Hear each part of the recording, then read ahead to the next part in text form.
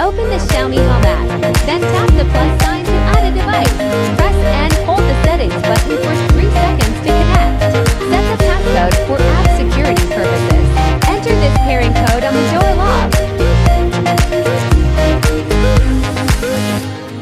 Choose the language you prefer. Then follow the steps to finish the tutorial.